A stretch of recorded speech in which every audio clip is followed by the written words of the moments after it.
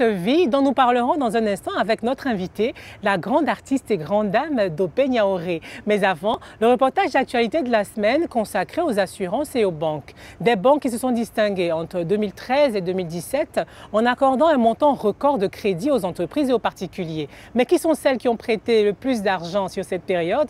Tout de suite, je vous propose de regarder le classement des banques les plus offensives en matière de crédit.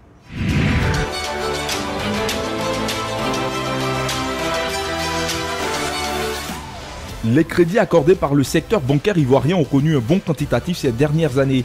À l'analyse des chiffres publiés par la commission bancaire de la BCEAO entre 2013 et 2017, les prêts octroyés par ces établissements bancaires ont augmenté de 105%, passant de 3 065 milliards à 6 274 milliards de francs CFA. En tête du trio des banques les plus offensives, la Société Générale Côte d'Ivoire, la première banque du pays et de l'UEMOA, se distingue par une hausse de plus de 158% de ses crédits, passant de 447 milliards à 1153 milliards entre 2013 et 2017.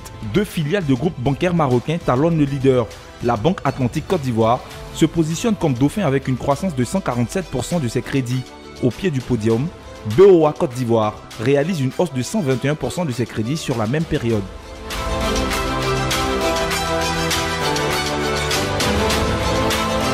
La Société Générale a été plus agressive dans sa politique de crédit. Bien qu'elle soit leader, elle est revenue régulièrement sur le marché avec des offres promotionnelles. L'an passé, on a eu des crédits immobiliers à moins de 7%. C'est une première fois en Côte d'Ivoire. Elle a des partenariats avec des concessionnaires auto. Citer quelques noms, CFAO, la BIA, et malgré son statut de leader, elle n'est pas assise sur ses lauriers. Et on le voit sur le terrain vraiment avec ses campagnes promotionnelles de crédit là. La même chose avec les banques marocaines. C'est comme si en fait le top leader est plus offensif sur ces questions de crédit que la 10e ou la 15e banque du classement.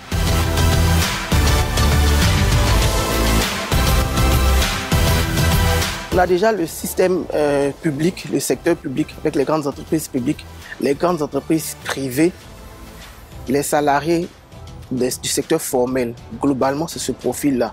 On n'a pas encore beaucoup de crédits, en tout cas à partir des données fournies, à accorder au monde rural ou PME, PMI.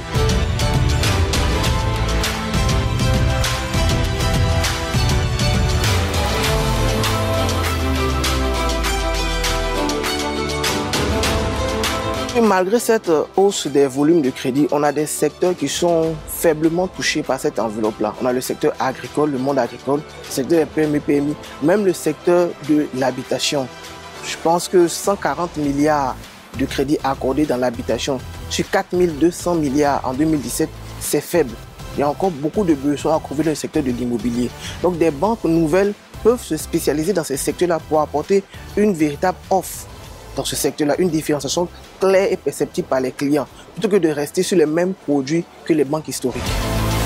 La hausse spectaculaire du volume de crédit accordé par les banques ivoiriennes s'explique, selon les experts, par la dynamique de croissance économique du pays depuis 2012. Une croissance qui permet d'injecter de plus en plus d'argent dans l'économie.